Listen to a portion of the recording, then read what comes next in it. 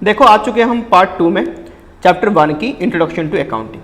ठीक है, पार्ट 2 में पहला टॉपिक क्वालिटेटिव फीचर्स, यानी जो अकाउंटिंग इंफॉर्मेशन है उसकी क्वालिटेटिव फीचर्स क्या क्या है। रिलायबिलिटी, यानी ये जो अकाउंटिंग इंफॉर्मेशन है ये वेरीफाइबल है, फ्री फ्रॉम बायस है, यानी यहाँ पे कोई पार्शियलिटी नहीं होता है। हर एक ट्रांजैक्शन के पीछे हमने क्या लगा रखा है, डॉक्यूमेंट लगा रखा है। अगर हमने कहीं परचेज करी है तो परचेज के अगेंस्ट हमने क्या रखा है, रिसिप्ट लेकर रखा है। हमने अगर किसी को सेल्स करी है तो सेल्स के अगेंस्ट हमारे पास सेल का रिसिप्ट भी है। तो ये सारे जो डॉक्यूमेंट ये वेरीफाइबल है, तो ये फ्री फ्रॉम बायस है। इसके बाद रिलेवेंस, रिलेवेंस का क्या मतलब है, जो every information of accounting should be relevant to its users, यानी अगर किसी यूजर ने इसको देख के कोई फ्यूचर में डिसीजन लेना चाहा तो आराम से इसको डिसीजन भी ले सकता है। ठीक है, आगे देखो। फिर अंडरस्टैंडेबिलिटी, क्या होता है understandability, it means that the information to be present in a such a manner that, ताकि हर कोई इंसान इसको देख के ही सोच सके, समझ सके, टाइमली अपनी डिसीजन ले सके। कंपेरेबिलिटी, इन अकाउंटिंग इंफॉर्मेशन हम इसलिए यूज करते हैं कि स्टैटिस्टिकल कंपैरिजन भी हो सके। यहाँ पे फॉर एग्जांपल ये 19 की डाटा है, ये 20 की डाटा है, तो 19 में मान लो सेल हुई थी हमारा 2 लाख की और 20 में सेल हुई 2,50,000 की, तो यहाँ पे कोई कंपेयर करके बोल सकता है कि हमारा जो सेल्स है वो इंक्रीज हुआ है बाई 50,000। ठीक है, तो ये तुम्हारा क्या है, कंपेरेबल डाटा है। यूजर ऑफ अकाउंटिंग इंफॉर्मेशन, यानी यही यहाँ पे क्या बोलना चाहता है, यूजर ऑफ अकाउंटिंग की जो हम बार बार बात करते हैं कि अकाउंटिंग इंफॉर्मेशन की जरूरत किसको है, कौन इसको पूछता है, यानी एक्चुअली इसकी यूज कौन करता है। जो यूज करता है तो वो क्या हो गया, यूजर हो गया। तो इसकी यूजर को हम 2 पार्ट में डिवाइड करते हैं। कौन सी, एक इंटरनल यूजर और एक क्या है, एक्सटर्नल यूजर, 2 पार्ट में डिवाइड कर दिए। तो पहले बात करो इंटरनल यूजर की। देखो तुम्हारे जो बुक है ना टीएस अग्रवाल, वहां पे इंटरनल यूजर के नाम से बस 2 पॉइंट दिया होगा और जो 3rd पॉइंट जो एम्प्लॉई उसको दिया होगा एक्सटर्नल यूजर्स में।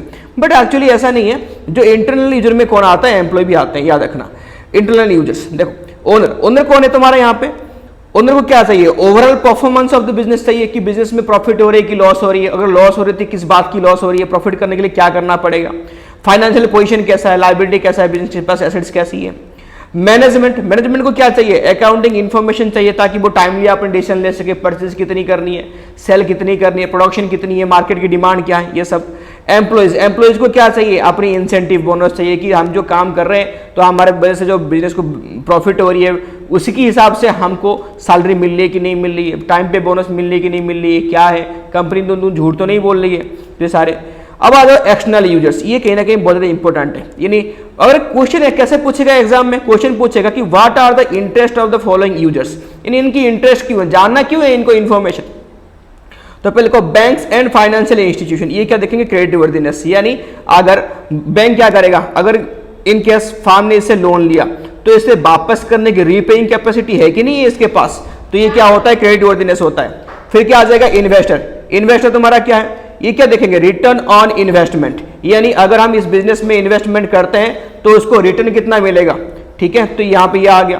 क्रेडिटर्स क्या देखेगा, सेम क्रेडिट वर्दीनेस यानी वापस रीपेइंग करने की कैपेसिटी। और फिर क्या आएगा, टाइमली रीपेमेंट, क्या आएगा, और टाइमली रीपेमेंट, यानी टाइमली अगर रीपेमेंट नहीं कर पाएगा तो क्रेडिटर फिर सप्लाई क्यों करेगा इसको। ठीक है, लास्ट में कौन आ गया, गवर्नमेंट क्या करेगा इसको, गवर्नमेंट यहाँ पे देगा लीगल प्रोविजन एंड टैक्सेशन, यानी गवर्नमेंट को क्या चाहिए, गवर्नमेंट को अपनी टैक्स चाहिए, लीगल डॉक्यूमेंट ये एक्चुअली फॉलो कर रहा है कि नहीं कर रहा है, कोई वायस तो नहीं कर रहा है, बिजनेस कैसी है, फ्रॉड तो नहीं है, तो सारी चीज कौन चेक करेगा, यहाँ पे गवर्नमेंट चेक करेगा। नेक्स्ट स्लाइड में चलो।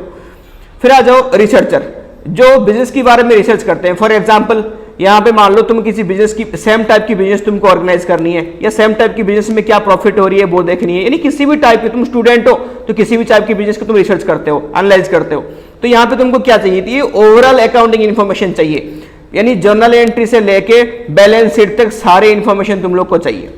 कंज्यूमर्स को क्या चाहिए, क्वालिटेटिव गुड्स चाहिए विथ रीजनेबल प्राइस, ये समझ गया होगा। पब्लिक, आम पब्लिक, नॉर्मल पब्लिक को क्या चाहिए, सोशल जस्टिस चाहिए, सेफ्टी एंड एनवायरमेंट प्रोटेक्शन चाहिए, एम्प्लॉयमेंट चाहिए। तो ये सारे, यानी जो फैक्ट्री यहाँ पे कोई बिजनेस चल रही है, कोई ऐसे एनवायरमेंट तो हार्म तो नहीं हो रही है, अगर हार्म हो रही है तो बिजनेस उसके लिए क्या कर रही है, नॉर्मल सोशल पार्क बनाना, यानी क्या क्या नया पेड़ पौधे लगाना, पार्क करना, यहाँ पे कोई मेडिकल बनाना और स्कूल बनाना जाके सारे बच्चे जा सके, तो ये सारी चीज़ किसकी इंटरेस्ट होती है? पब्लिक की इंटरेस्ट होती है। तो यहाँ पे एक चीज़ मैंने फोटो लगा के रखा है, एक बार इनको देख लो।